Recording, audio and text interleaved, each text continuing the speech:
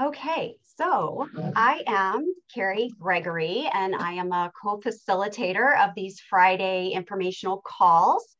Today we are going to be discussing Module 1, which When OCD Begins. And this is from the Clinician's Handbook for Obsessive-Compulsive Disorder, Inference-based Therapy, written by Kieran O'Connor and Frederick Ardema. And Fred, I've really been practicing trying to say your name right, but I did.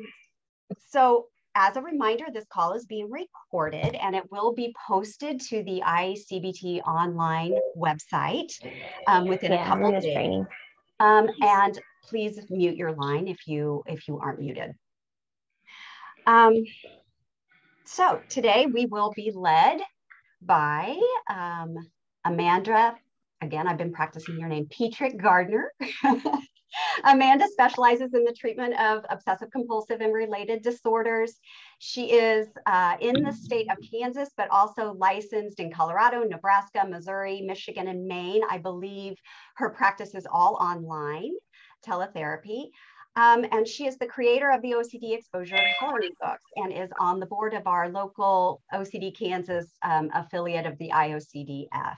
So Amanda, with no further ado, I am going to turn it over to you.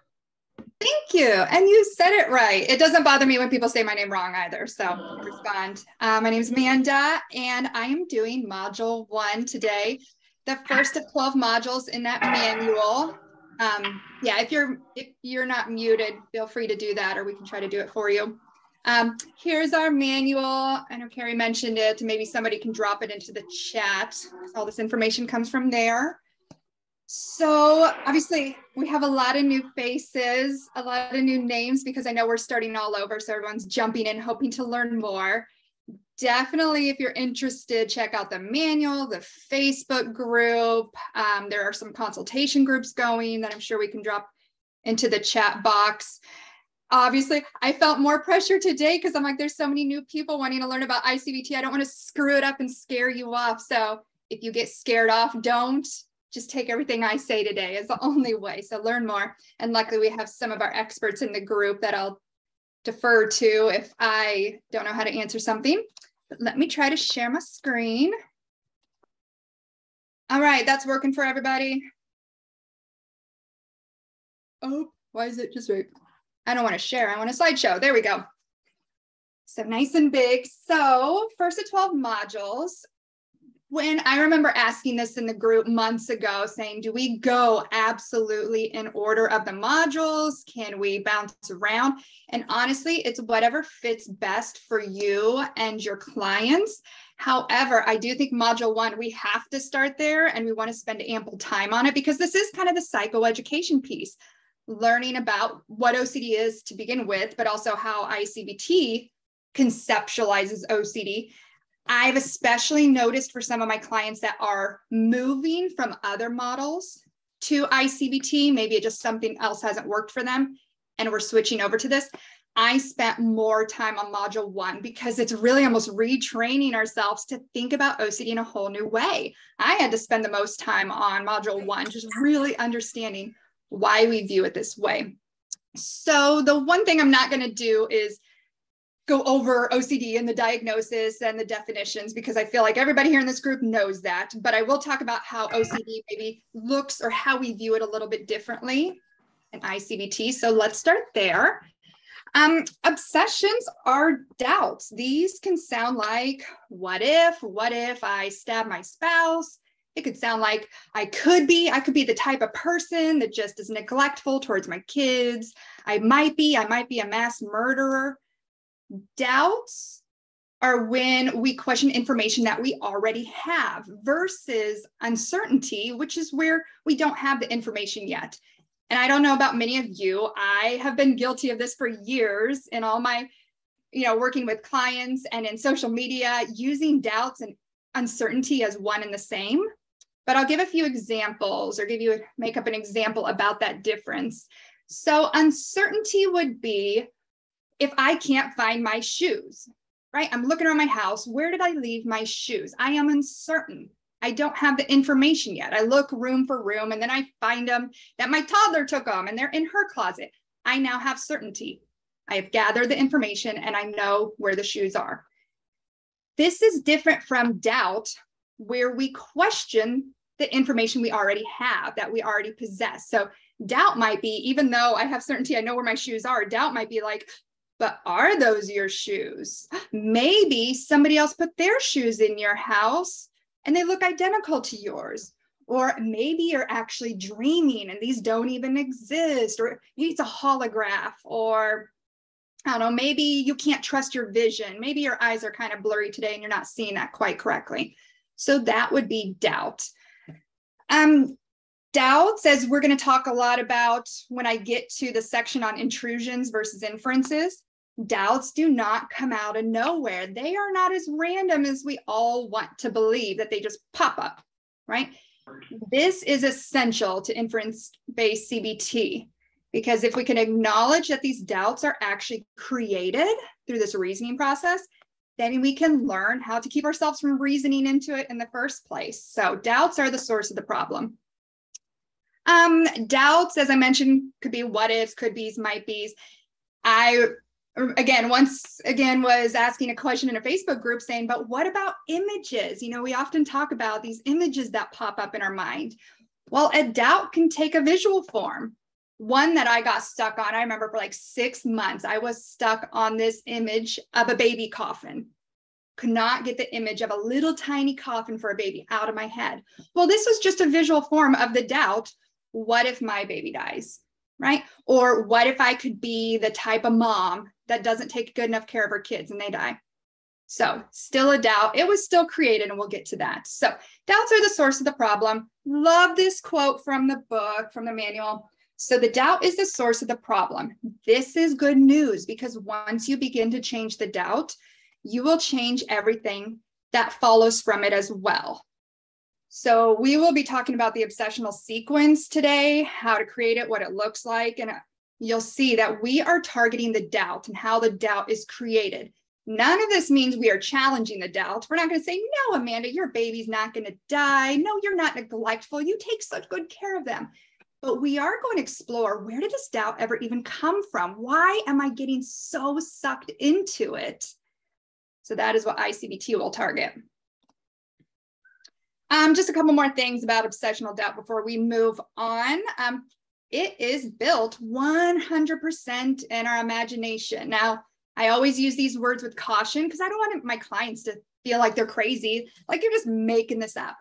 But it is good to help them understand that difference between perception, meaning what we see and feel and hear and know to be true in this very moment, versus imagination, right? These ideas, this story, this doubt that has actually been created. So for my, let's see, that image of the baby coffin, which was just a visual form for your baby could die, even though that story, that obsession was built in a lot of factual information, right? Babies can die, right? I've seen so many stories on the news of this happening. Even if there are factual parts of that story, that does not mean that story and that doubt is occurring right here in this moment. So that is what we mean by built in the imagination. And in case any of you are really curious about learning more about that and how, what do you mean it's built in the imagination? These are future modules. You're kind of getting little sneak peeks just to entice you to come back, you know, over the next few months. Module 5 really goes into depth about how this is actually built in the imagination. Therefore, module 6 is that makes it completely irrelevant to the moment. If this story is completely made up in my head, it is irrelevant to this moment. So these doubts, as I already mentioned, it's created through a reasoning process. They're not random. They don't just randomly pop up. It is created. Unfortunately, it's a faulty reasoning process. We often say that our clients, inferential confusion is kind of the basis of OCD. Our clients are inferentially confused, where they are mistaking this imagined possibility, this imaginal story, for a real possibility, for what is actually occurring in front of me. So here, as I mentioned, I'm going to talk more about intrusions versus inferences. And I think he's on the call. I bothered Mike Hetty so much about this because as somebody that's primarily trained at ERP, and that's all I've done for over a decade, it was really hard to conceptualize this in a different way Plus, I wanted to be able to explain it well to my clients, but I was getting stuck as well on these differences. So I'll try to explain it the best I can. Traditional appraisal models look at OCD as a problem of intrusions, right? These random thoughts that just pop up, or this random image that just pops up. I'm going to use the example of the doubt, what if I could stab my spouse? So in an appraisal model, it would say, this thought just comes out of nowhere. Just this little blip in my head that says, man, you could just stab your spouse. And then the model suggests, okay, then we misappraise it, right? We give meaning to it. We interpret it. I'm like, whoa, Amanda, why did you just have that thought? What's wrong with you? Does that mean you're going to do that? Does that mean you're a psychopath or you hate your husband? Hence, an obsession is born. So that is how we have tended to view OCD and obsession, saying this is just random, but then it's the appraisal that we gave it that made it stick. Now let's compare that to inferences. We are saying that this doubt, what if I stab my spouse, is actually an inference, meaning it's a conclusion that we came to through some kind of reasoning process or through evidence. This doubt, what if I could just stab my husband, is not actually random at all. It was created. Now, probably one of my favorite modules, mostly because it's so validating for our clients, is the next one. So show up next week, module 2, where we actually help the client see this reasoning process. How was this doubt created? What are all the pieces of information that inferred this doubt? So as an example, even though I'm not getting into module 2 today, my inference of what if I could just stab my spouse? It might have been created through information like, well, I have heard stories of spouses that just snapped and killed somebody, right? Oh, and we did have a big fight this morning. So maybe I really am so pissed at him that I'm going to just stab him, right? And it's going to include all these facts about it. You know, people do murder others, and sometimes it's not premeditated. And it might include just statements like, it's possible, Amanda, everything is possible. You could do it. All of this reasoning has now created this doubt of, oh, you could stab your spouse. And as we get to the obsessional sequence here in a little bit, you're going to see then everything else follows from this doubt. This fear of what would happen from this doubt and the anxiety because of the, those consequences then lead to the compulsion. So everything follows from this doubt. Hence, as we mentioned in that quote earlier, the source of the problem is this doubt, which is what we're addressing. Not a quote, but just information. I-CBT addresses the reasoning process that leads to the doubt. The doubt is created and is not random at all. I always like to emphasize this because the number of times, not just other therapists have asked this, but myself, I asked this about I-CBT for about a year before I decided to give it a chance. I kept saying, but you're not supposed to challenge the content. You're not supposed to reason with OCD. You're not supposed to reason with the obsession. And we're not reasoning with the obsession. We're not challenging the content. We're addressing the process that comes before the doubt. There is a quote, and I might say it wrong. I should have written it down, but Fred had said, we're not reasoning with OCD. We're keeping ourselves from reasoning our way into it. Something like that. Might not have been word for word, but I just loved that to help explain that we're not saying, Amanda, you're not going to stab your spouse. We're saying, but where did that come from to begin with? And let's look at that process. Okay, here's the fun part. I enjoy doing this with clients because so far it has clicked with all of them. So here's our obsessional sequence, how we feel like the order of OCD goes. We say, okay, it starts with the trigger. It could be an external trigger, like I sat next to my husband, right? Which then kind of led to this doubt, or it could be an internal trigger. Maybe I just was at work and I had a thought about my husband, or maybe I remembered the fight we had today. We didn't actually have a fight, but it sounds like something that would happen to us. We'd have a fight and then that would spark that doubt. It would lead to this doubt of what if I just stabbed him? Well, then in this sequence, we're looking at, well, what would the consequences be? Because if there wasn't a consequence that we feared, this wouldn't bother us. So the consequence would be, well, I'd lose my husband. I'd be a murderer. I'd go to jail. I ruined everybody's lives. His family would hate me forever. A lot of consequences with that one. And then we look at, well, what's so bad about that? Well, obviously, a whole lot of things that would be bad about that. I'd be in jail forever. I couldn't live with myself. Just a whole lot of awful feelings there. So then that leads to compulsions. We're not going to do compulsions if there's not an obsession present. So compulsions would be, maybe I avoid knives or any kind of weapons, or I avoid sitting by him. Or maybe I engage in a lot of reassurance seeking, asking him, how do you know I'm not just going to kill you in the middle of the night? So here, in case you're needing, oh, why did it go backwards? Sorry, how do you go back? Gotta love, my thing is really touchy. So let me just go back to this one. I was okay, like the first, like. I think somebody is unmuted. So if you want to mute your microphone. If you want help with how to identify these steps, you can take a screenshot of this. What is the percentage of people that die on bridges? And it's like, Brittany, you're not muted. If you could. Thank you. If you want to take a screenshot of this, or I'll put it on the Facebook group after this. This is how you can help your clients identify these step by step. Like I said, this has actually been one of the easiest modules or sections of module 1 with clients. They seem to connect with, yeah, there was a trigger. This didn't just pop out of nowhere. I did do this, or I did think this, and then it created this doubt. And they're usually able to identify the consequences, why that bothers them so much in the compulsions. Now I'm afraid to like click it. Okay, here is just, this was actually from the website, an example or an idea of how I-CBT approaches treatment differently than other models, where in the obsessional sequence I-CBT tackles. So as you can see kind of on that left side, I-CBT is targeting the doubt. I know I've said that already several times. We're targeting the doubt and the reasoning process that comes to the doubt.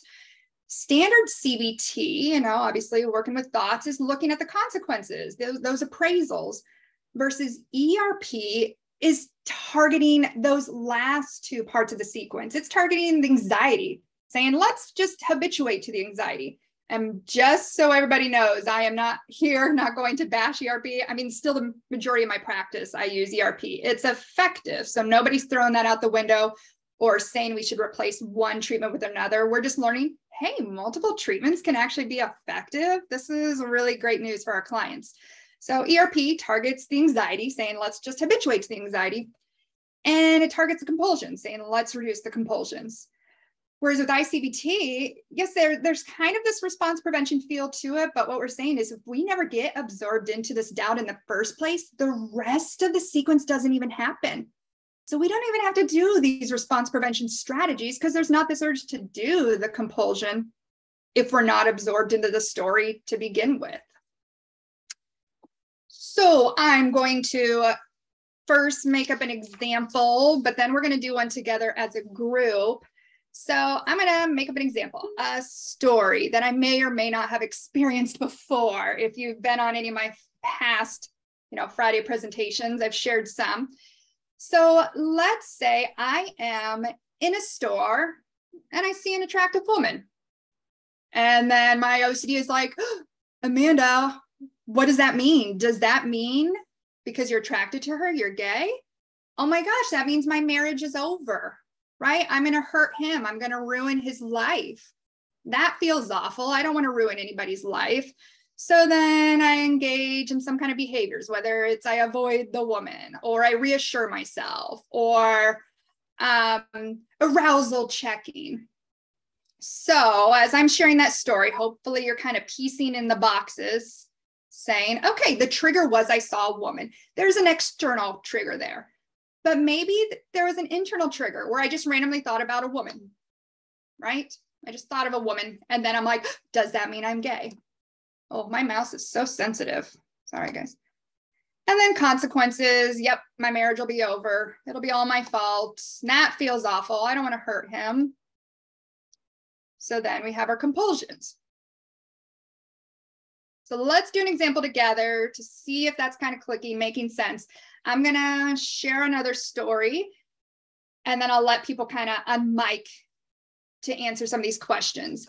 Let's say I was throwing out some trash and I doubted, what if I'm dirty now? What if I'm contaminated? All right, well, that means I'm dirty and I could get something else dirty. I could cross-contaminate stuff. Well, and that just feels awful. That's disgusting. I don't like feeling like that. So that leads me to wash excessively, or maybe just even avoid going near a trash can. So I'll allow people to unmute. Does anybody remember what the original trigger was?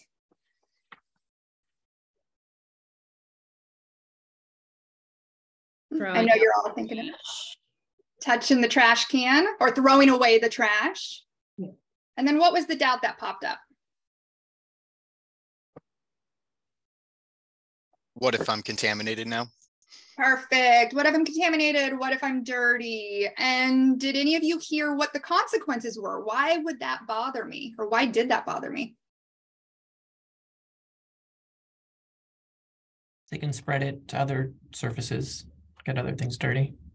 Perfect. I think I said a few things in there. I'd be dirty. I can't touch other things. I could contaminate other things. And then the anxiety box tends to be, I've noticed, the hardest. I feel like people are almost trying to make it too difficult. I usually just ask, like, well, and what would that mean? What would that mean if I contaminated something else? Or what would that mean if you're dirty, right? Basically, why does that cause anxiety?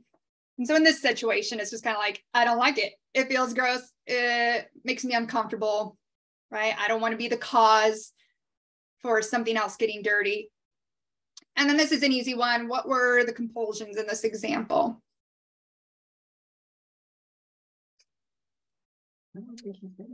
I know you're all thinking it. I'll just click it. Washing or avoiding. It might be mental reassurance.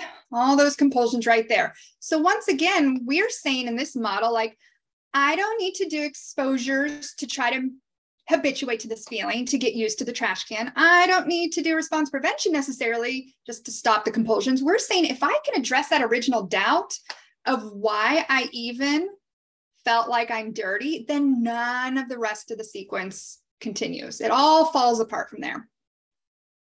So I want to kind of sum up because, you know, I ran through what module 1 kind of teaches us, but here's how I kind of break it down then with my clients, what I'm teaching them. Like I said, module 1 is a lot of psychoeducation, especially if they're coming from a different treatment, another model. So we do a lot of education in general on what OCD is, what obsessions are and compulsions. I need them to understand the diagnosis, but then specifically on doubt, what obsessional doubt is and how that is that primary source for the rest of the sequence, that without the doubt, nothing else follows.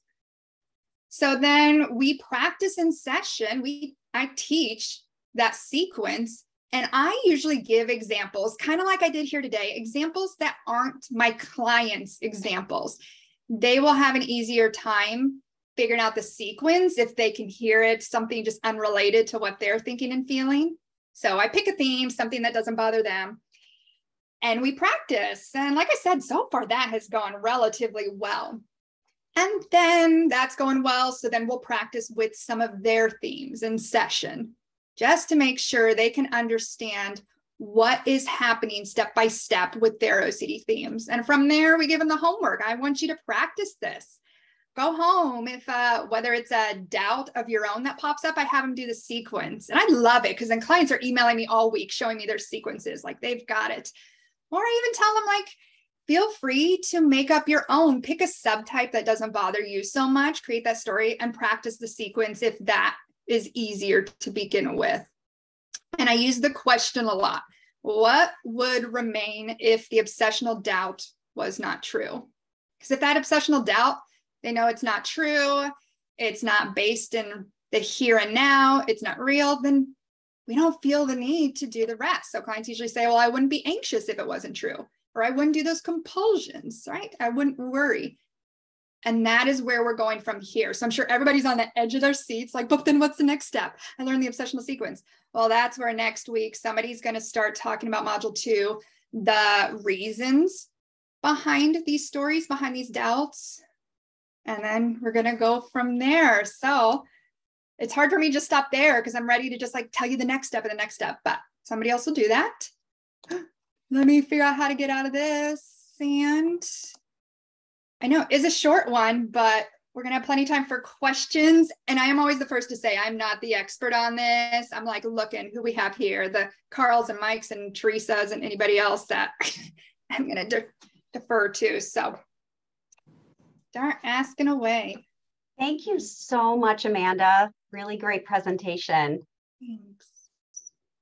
I do want to remind everybody, if we could start off with questions that are not client specific, and then if we have any of those, we can move to those when we stop the recording.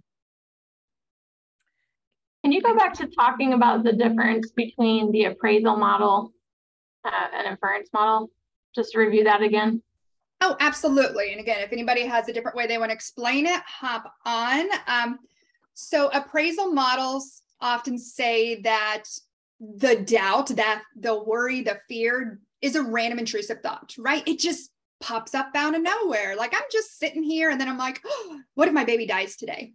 Right? So these appraisal models say, okay, that thought just popped up, and then how I almost respond to it or react to it or appraise it then makes the obsession, right?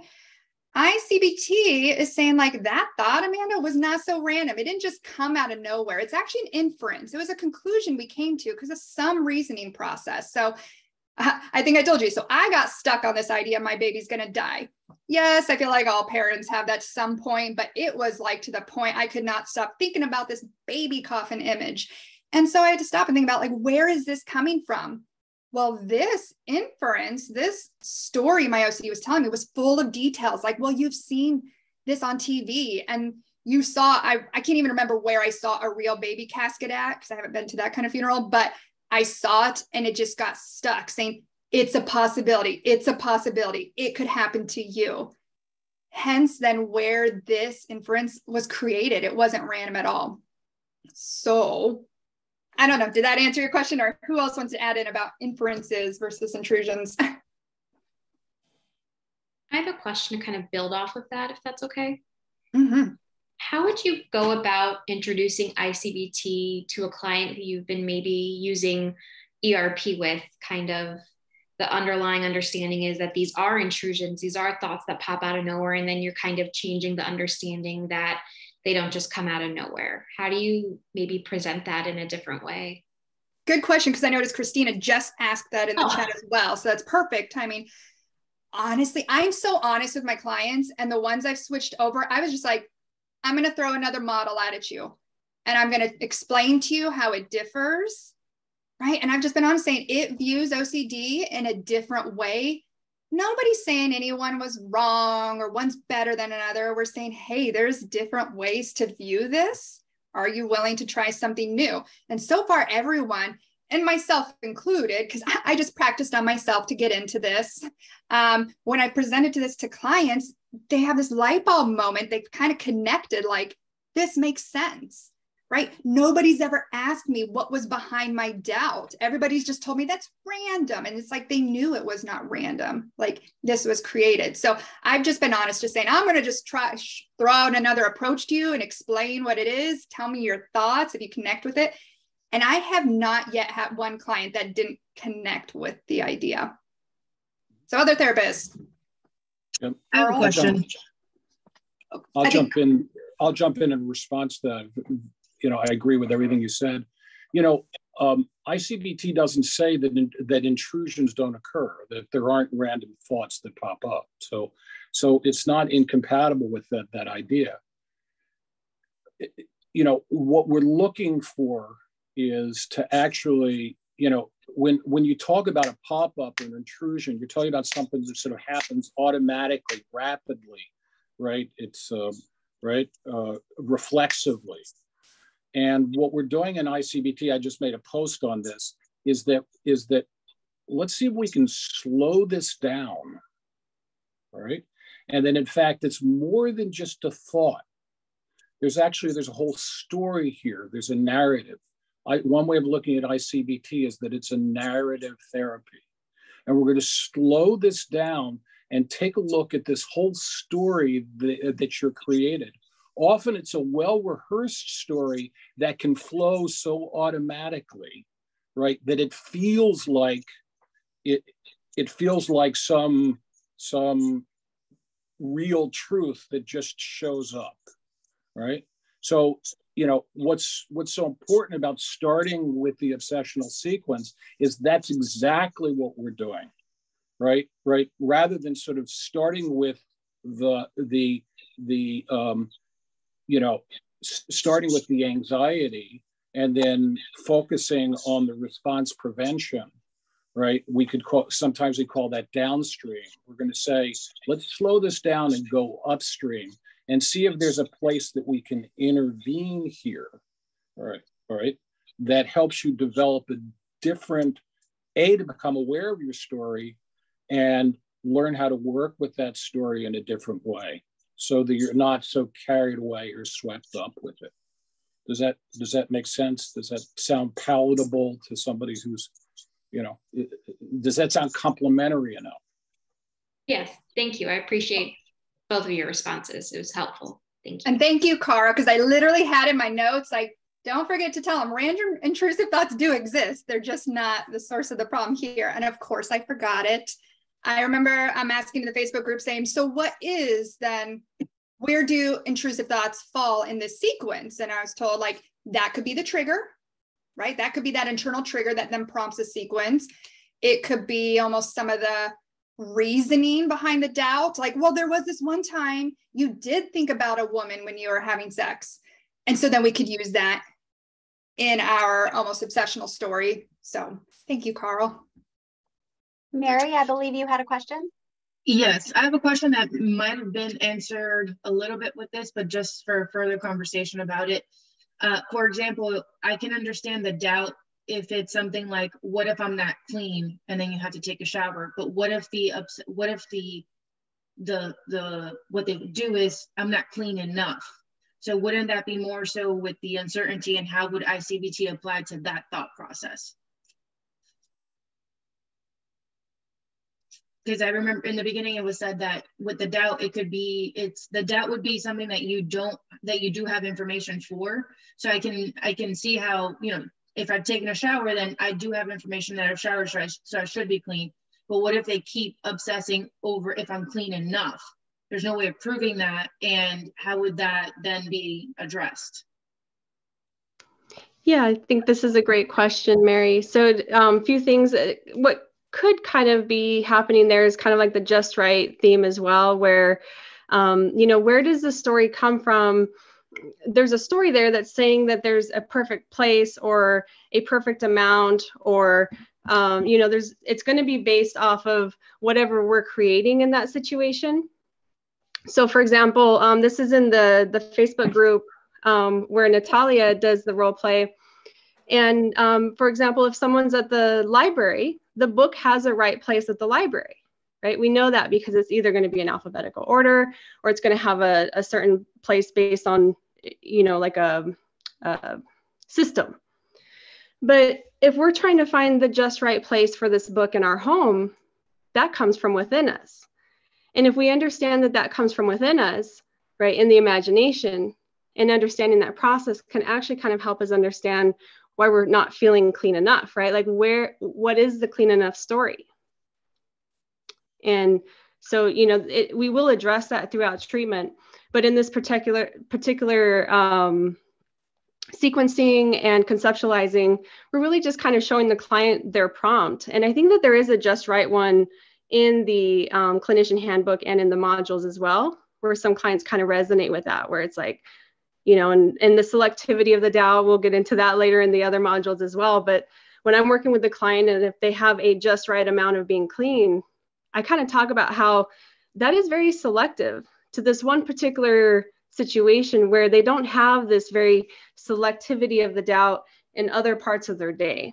So it kind of brings it into, wow, this is really coming from within me based on a vulnerable theme, which again, we get into later on in treatment. But as far as the first module with clients, we're really just focusing on them noticing that conceptualization. And we don't even really talk to them about the imagination at that point usually. But that's a really good question. Thanks. It's nice to hear that there is a way of later addressing it or explaining it. That's mostly just if I was wondering if eventually there would be a way of targeting that specific line of thought. But thank you so much.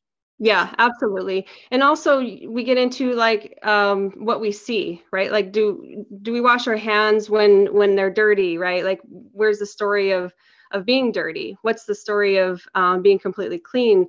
So we use our reality sensing later on in the treatment as well, where we learn more about that, where how do we know when we're dirty? Because we're talking about knowing and doubting, right? It's also important to define what is enough for the person, which is idiosyncratically defined, and there's a story behind it as well. That comes later in the therapy. This is just about the sequence, but essentially your question is about how can a person have any sort of like normal sense of being clean enough, and that is by changing the story ultimately. Which is addressed later on in the treatment. I don't think there's, like Teresa said, it's very possible that there's just right involved, or it may just simply be an auto contamination doubt, depending on how this enough is defined. Because I mean, the difference between I'm not clean or I might be dirty versus I'm not clean enough, it may be just the same thing, you know. Unless there is just right involved, like Teresa said. But even then, you can formulate it as a doubt. So just coming back to the initial question a little bit with intrusion. I mean, yes, there are intrusive phenomena in OCD. There's no doubt about that. I think the most same as like Amanda emphasized, which is it's just not random. Not when it comes to OCD. Maybe we have random intrusions in our life otherwise, possibly, but in OCD, it's not random, even though the person may experience it like that, especially if there's a high level of ego dyssonicity, which was what Carl was alluding to. I mean, it can still be intrusive, especially when the person has lost touch with the reasons behind the initial doubt, the intrusion doubt, whatever you want to call it. But intrusion can come from the entire sequence, can occur in the entire sequence, but a doubt in itself can be intrusive. Just the point is, it's not a random thought, which is the principal idea of the appraisal model. It starts out with a random thought, mental flotsam has been defined, automatic processing, as those terms have been used, which then get appraised and should not be appraised. Now, the development of obsessions in an IBA model is different, which is, again, it doesn't come out of nowhere, doesn't come out of the blue. There's a story behind it. Even if the person initially experiences it as coming out of the blue, maybe that's sometimes part of the problem, that there's a disconnect, subjective disconnect between the occurrence of the obsession and what preceded it. But it's also often just part of rehearsal over time. I often give this example to clients, like when you sit in the car and you look in your side view mirror, in order to see if there's a car coming right before you turn lanes. I mean, you don't think about why you're doing that each and every time. You know, don't think about, well, I better look at it because otherwise I may have an accident and I may die as a consequence. You don't go through that in your mind, that whole story. Yet, those are exactly the reasons why you look in that side view mirror. There's a whole story behind it, which you learn in driving school or somewhere else. Right? You don't go through that. So when we talk about there's a story behind the doubt, we're not saying like that the person goes through that in their mind each and every time, but the story is there, and they will volunteer it. So it's not like that we infer a story being there. The person does volunteer it when you ask them about it, you know? But in some cases, when there's a high level of ego dyssonicity, you may have to prod the patient or the client a little bit. But it is volunteered ultimately by the client, him or herself. Mm-hmm. It can be helpful too to talk a little bit about like what is an inference, right? When you come into the treatment and learning about the treatment is like, well, what the heck is an inference? Well, it's a conclusion, right? Our clients are arriving at conclusions based on prior reasoning, right? So understanding that, when you understand what an inference is, you can kind of see how the inference process is what I-CBT is saying is happening before the person even gets to the doubt, right? There's something going on before the client gets to the doubt. It's not random. We're not just out, like, everyone has random thoughts, right? We all have random thoughts. People with OCD have inferences, right? And those inferences do feel intrusive and bothersome. So when we're talking to clients about having intrusive thoughts, sure, yeah, they're intrusive, they're bothersome. But we've talked in the Facebook group a little bit about how that intrusive experience is kind of a metaphor for making inferences. Yeah, very good point.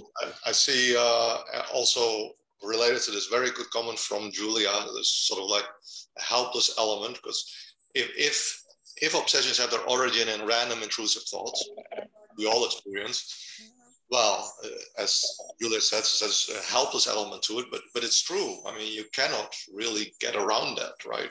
You cannot really, that's where this whole idea of intolerance of certainty as applied to OCD comes from. I mean, if it's a fact of life, having these thoughts, then you sort of have no other choice than to accept them, right? So now, to some extent, that there's some reconciliation between the models possible. That in the end, I-CBT model also doesn't want a person to give no more importance to an obsession, but on the basis of seeing its falsehood. Whereas in an appraisal-based model, it would be on the basis of, well, this is just another thought. Those are different conceptualization. And that's what we're striving for with I-CBT, to ultimately have the person do away with these thoughts altogether. But it's, in a way, theoretically speaking, practically maybe, but theoretically speaking, that's not entirely possible in an appraisal-based model. Or with this idea of that it's just a random intrusive thought that you will have for the rest of your life. You just will get used to it. It doesn't mean anything more, no significance, no importance. It's good when a person can arrive at that, but is it really about that? Maybe you can do more than that. You can say, like, this thought just is no longer relevant to me in any way. I can totally put it to the side and continue with my life. Okay, I think we have another question from Paige. Paige had her hand up. Unmute myself. I was just thinking in terms of severity of symptoms, and would this be a good model in terms of a very severe client? Let's say I have a client who spends 9 hours a day in the shower. And I was thinking about, is this an approach? Do you tend to go with the clients that are more have a milder or medium severity, or would you recommend this approach for this very severe client? And I started thinking about inhibitory learning theory as it relates to ERP. And if I were to start this first as my first approach, and let's say I wasn't successful and I switched to ERP, would the I-CBT approach then harm the, have a detrimental effect to the ERP approach as a second step? So I'm just wondering what your comments might be on that. No, I don't think so. I mean, ERP is just purely based on a learning model. You can do that without there being any conflict necessarily with I-CBT before or after. It depends on how you apply ERP, because there are many different ways in how people apply ERP. If you apply it combined with this concept of intolerance of uncertainty, ERP saying now you have to tolerate uncertainty, and then later you're going to say, well, you do have certainty, maybe, well, yeah, that will conflict, but that's only one way of how ERP is applied. If you just stick to inhibitory learning, I don't think there's a little bit of a conflict or a little bit of some differences in initial rationale, but I don't see a huge conflict in there in those terms. Now, as to your first question,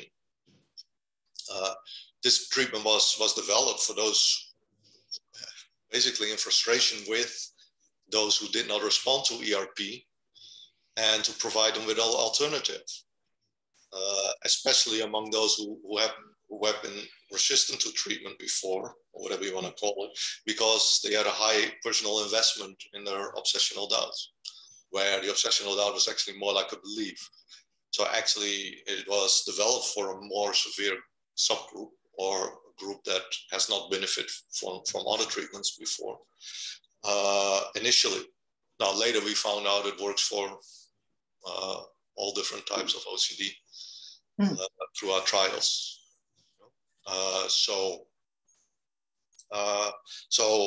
Yes, there's no reason not to use it. In effect, it's used as a specialized treatment in Scotland in an advanced intervention unit for those who have to get I-CBT, who already had CBT, they had ERP, in order for them to be eligible for psychosurgery, which is still done there. They have to first have failed I-CBT. So it's like almost like a treatment of last resort. So perfectly suitable for extremely severe cases in those terms. But it works for, we also see it working for mild cases, moderate cases. There basically is no difference. But initially it was actually developed for severe cases. So yes, you can definitely do that. Great, thank you.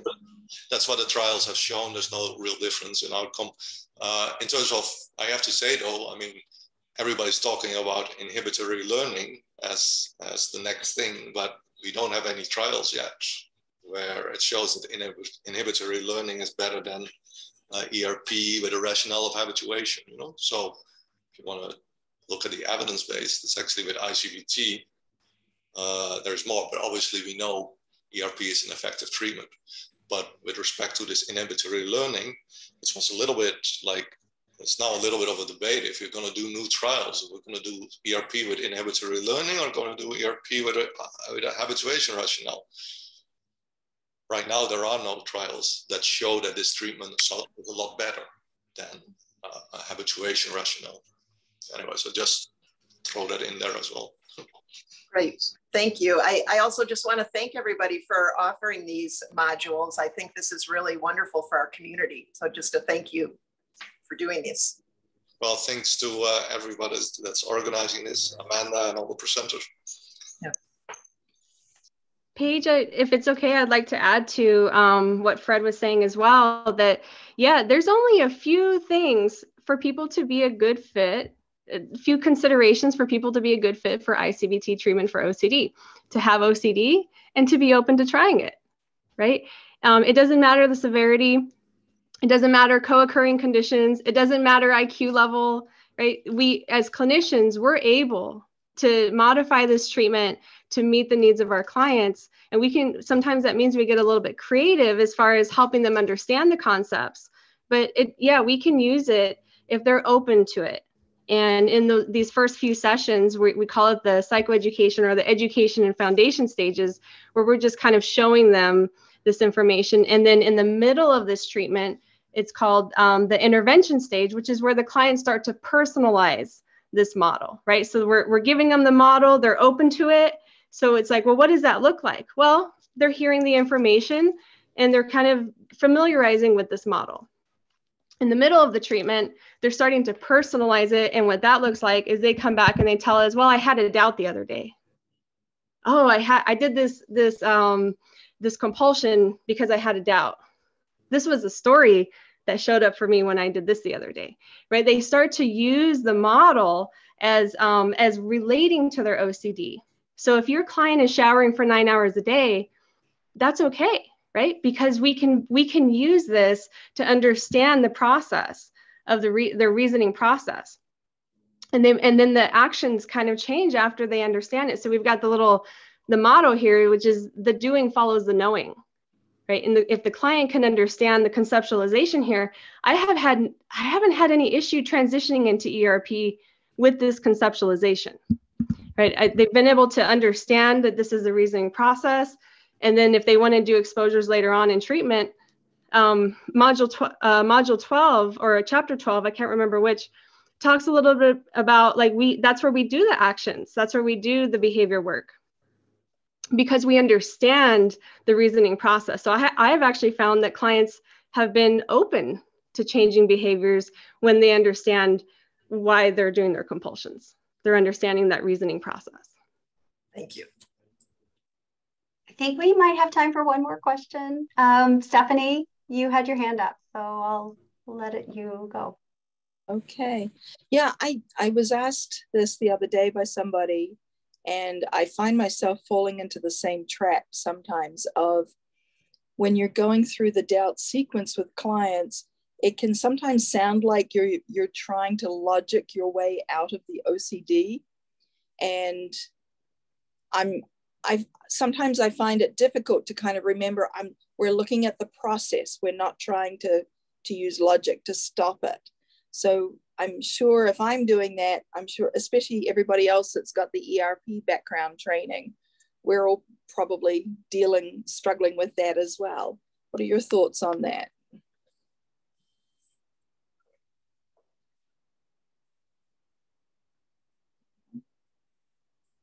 I'm totally new at this, so I'm just going to take a stab. I think like later on when you get to the other modules, it's less about thinking about it and more focusing on like the reality and using your senses. It's like it can kind of appear that we're using logic or way out, but it's actually just understanding the process so you don't fall into the trap of thinking about it. I don't know if that's exactly right though. That's kind of how I've been doing it. But I've had other therapists say to me, no, you're just trying to use logic to talk people out of their OCD. I'm curious as to where the logic is, at least just within the sequence, because I don't see any logic within the sequence. It's just kind of what Carl was saying. It's a very slowed down of just how is this train wreck happening? Exactly as Kari is saying, the exercise we're talking about is just seeing like what is happening in your mind, not trying to solve anything there, right? And if the client tries to resolve, or the therapist tries to resolve in the first session where the exercise is actually about something else, then you can bet on it that's a compulsive way of dealing with the therapy or the intervention. The resolution of I-CBT lies in the realization that it does not require a resolution, not in trying to resolve it. So it's in that sense a little paradoxical.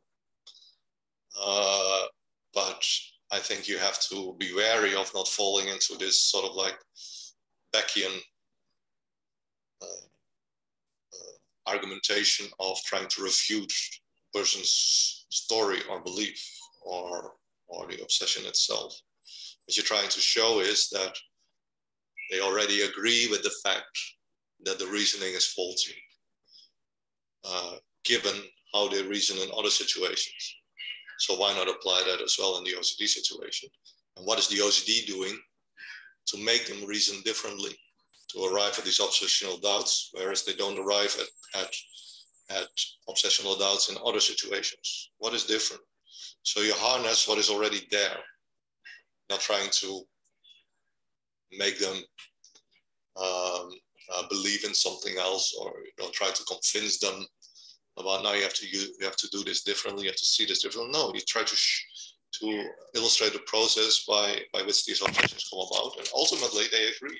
There's no other way unless because they don't apply the same criteria in other situations. So that's a psychoeducational process in collaboration with the client, not a challenging of. Yeah, that's helpful, Fred. Thank you. You're welcome. Yeah, I think it's easy as an ERP therapist for us to like want to do some behavior work in that first session, right? And it just kind of takes a little bit of patience and to kind of say, okay, guess what? You achieved the goal when you help the client understand and conceptualize the reasoning process that's happening here. right? That is the goal, is let them ponder it a little bit, right? And you're going to address compulsions with them later on as needed, but you just give them the opportunity to kind of take this model, let them reflect on it a little bit. And then when they come back, they're going to start personalizing it. And then when they personalize it, the behavior follows that, right? They're going to come back and say, oh, I didn't really do my compulsion because I saw that it was irrelevant to do it, right? That's kind of the process that when I-CBT works, that's kind of what we see. Those are the three parts of the treatment: the education and foundation, the intervention, and the consolidation. The client goes from reflection to personalization, and then the doing. Yeah, and I think a lot of us fall into the trap of wanting to see results really quickly. And so we're wanting the doing to change the knowing, right? We're like, well, let's change let's, and I do think like ERP changes the story, right? Like when I do exposure with a client and I'm like, okay, so what do you think of that doubt? And they're like, it's kind of silly, right? I mean, there's different ways to get to Rome. So I-CBT is compatible with other approaches that we use. One thing that is very different though is all the other OCD treatments fall under that appraisal model.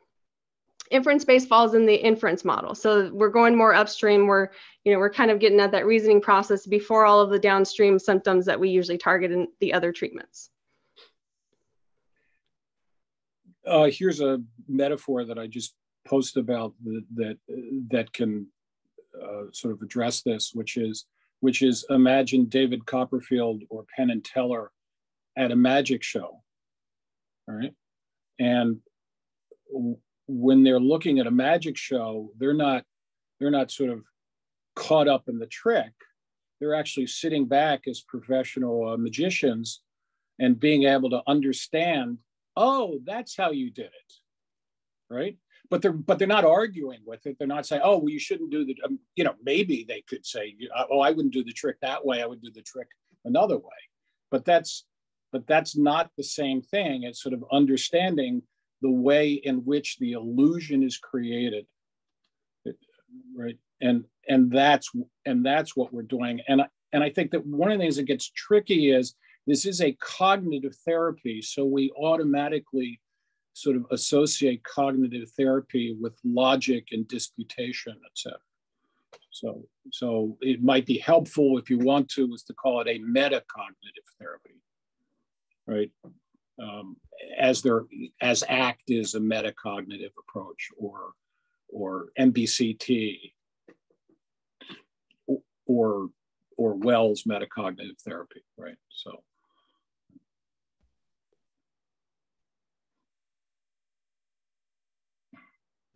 Oh, Kari, you're muted.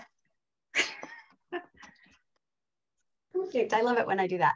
We're going to leave the discussion there. Great job, Amanda. Thank you so much for leading us in Module 1. Next week is going to be Rich Gallagher on Module 2, and I believe that is the reasoning of OCD, if I'm getting that correct off the top of my head. I hope so.